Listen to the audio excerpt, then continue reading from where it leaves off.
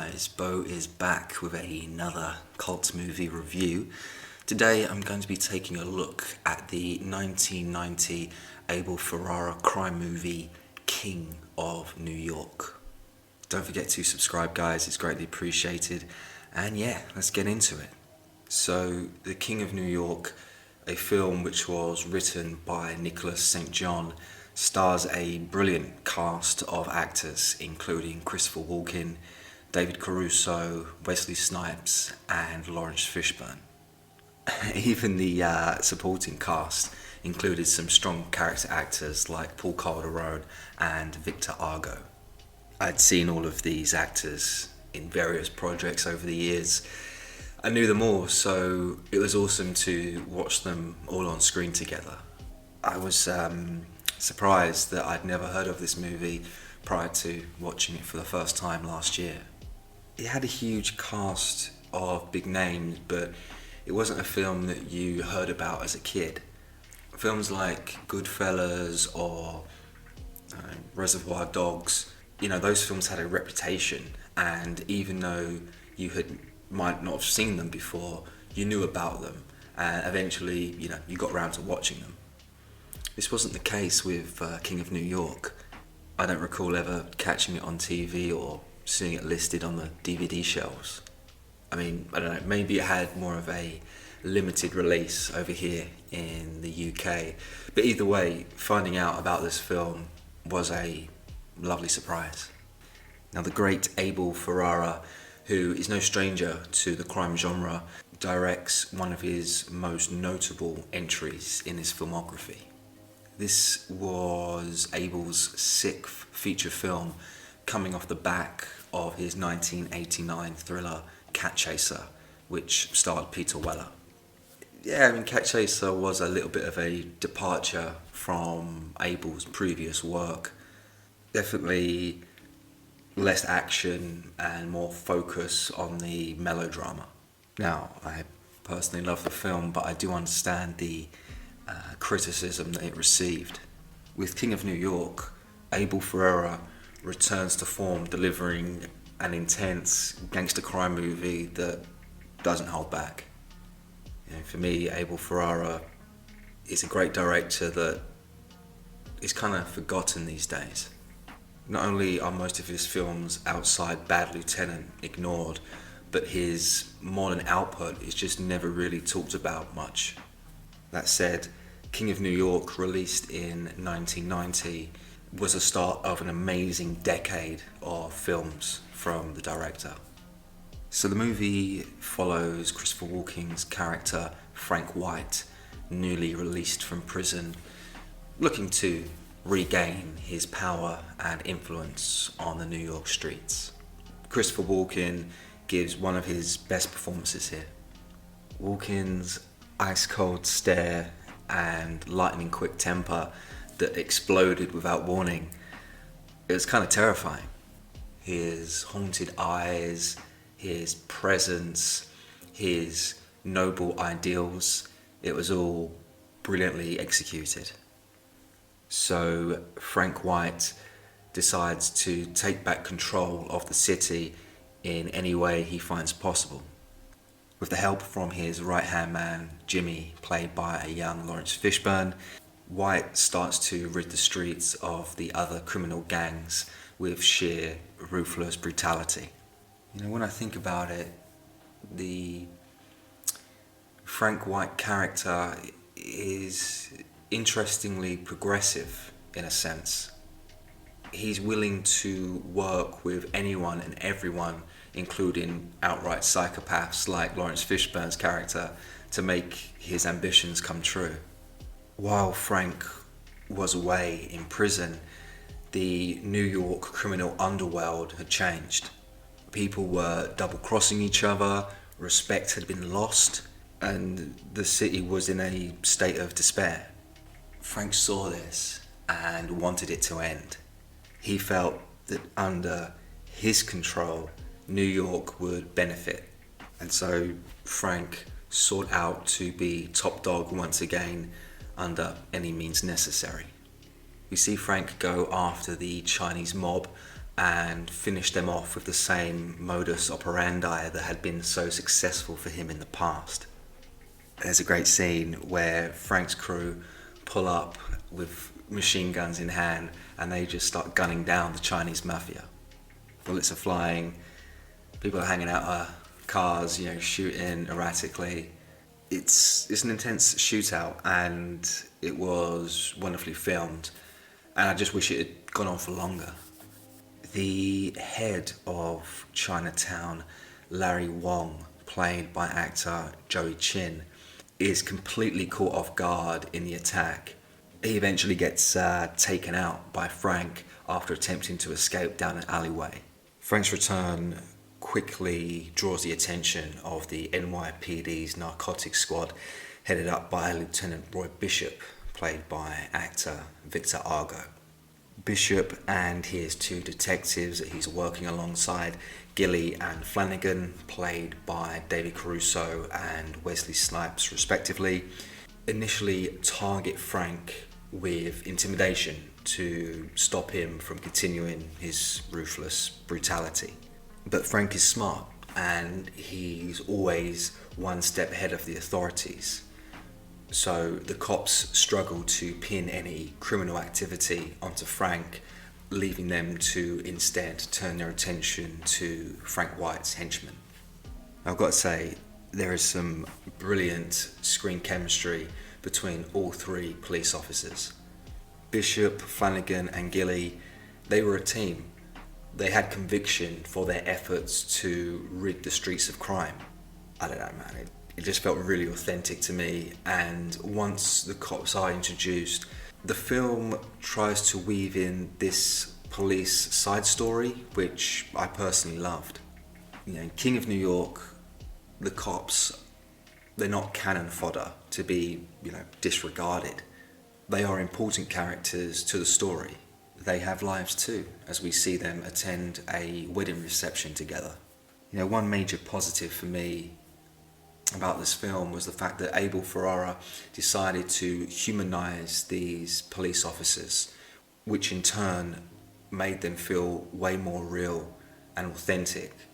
I have to take a moment to reflect on the brilliance of David Caruso in this movie. This is a standout performance for him and arguably his best performance on the big screen. He's got a great screen presence. You're immediately drawn in to the character once he shows up. David Caruso is a great actor who I feel is very underrated and undervalued. This would have been the third and final time David Caruso and Abel Ferrara worked together. The first was in 1986 for the NBC pilot Crime Story. The second time was Abel Ferrara's 1987 movie China Girl, which I've previously reviewed on this channel. Both performances are great, but Caruso really tops it here as this determined Irish cop hell-bent on bringing down Frank White. I kind of feel that Caruso got more confident with his performances the more he worked with Abel Ferrara. Abel's style is kind of offbeat. He's loose on set and he closely works with his actors to create the best scene possible. So as I mentioned, Bishop and his team have no luck in bringing down Frank and his men. Realizing that the legal methods aren't successful enough, they resort to violence and outright corrupt tactics that eventually backfire. What I found really interesting was that we see the cops become increasingly more violent, resulting in them turning out to be not much different from Frank White himself. As I mentioned, Abel gives time to these characters, and these cops themselves have a story arc which really added to the film's overall quality. So towards the end of the film, Frank and his crew get set up by the cops, which leads to this really intense gun battle. It's a very well done sequence with the Jimmy character, Lawrence Fishburne, stealing the show kinda with his eccentric behaviour and his, foul-mouthed one-liners. Like the Larry Wong character from Chinatown, Jimmy gets caught off guard. Some of Frank's crew are taken out and shot by the police, but Jimmy is actually able to draw his gun and start shooting back. If we take a moment to look back at Abel Ferrara's career up until that point, he had already worked on 2 episodes of Miami Vice in 1985, then went on to produce the amazing crime story pilot for NBC in 1986. Abel knew how to film action, so by the time we get to King of New York, he's a master at it, and he shows that on screen. So the action peters out onto the dark, rainy streets. Flanagan, played by Wesley Snipes, ultimately gets ambushed and mortally wounded by Jimmy. He too gets shot in the process. As the two are laying there dying next to each other, Jimmy can't help but gloat over the dying Flanagan. Just like zero remorse. Gilly, David Caruso's character, eventually shows up and tries to resuscitate his partner, with Jimmy laughing in the background. Flanagan dies, and in a fit of rage, Gilly takes his gun and at point blank shoots Jimmy in the face.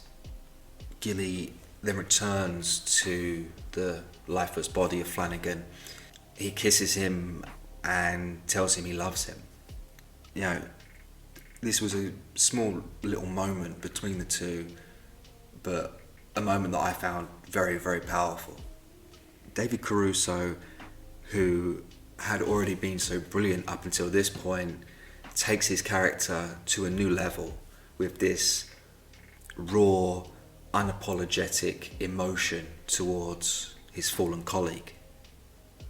I loved it, and I know Abel Ferrara's movies don't really get any kind of award recognition, but in a perfect world, David Caruso should have got an Oscar nomination for this performance in King of New York.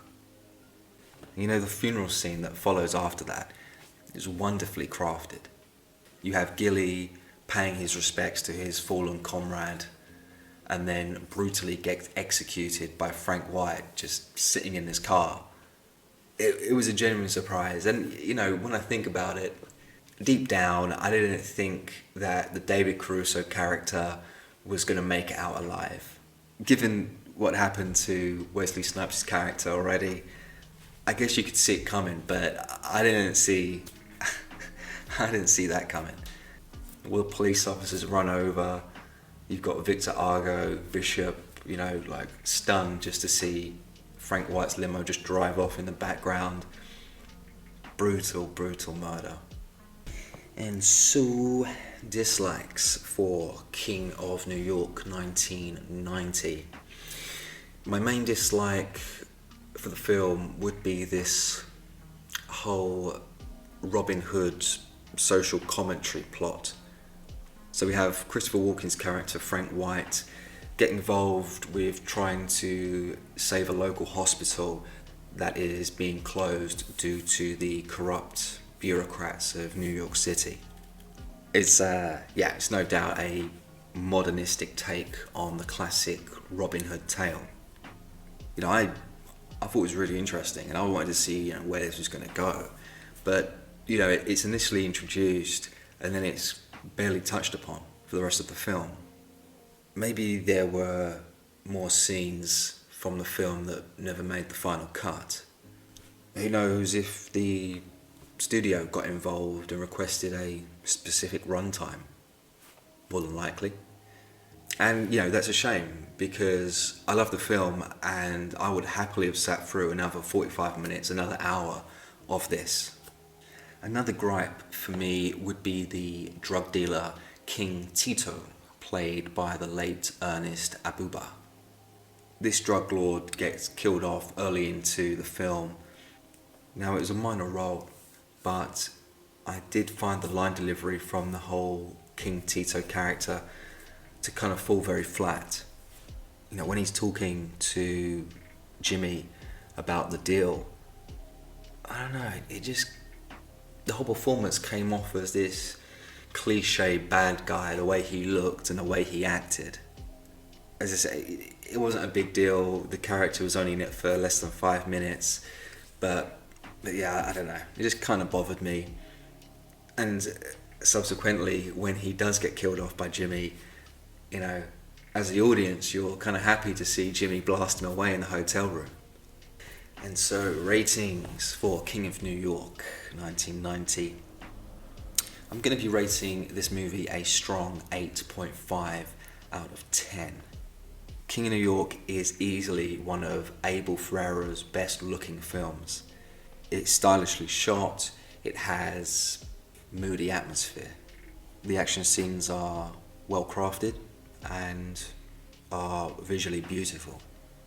The score by composer John Delia really complements the visuals created by the talented cinematographer Beau.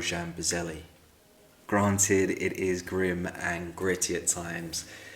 It may be too violent for some, but believe me when I say this is a gripping gangster movie worth your time if you haven't already seen it.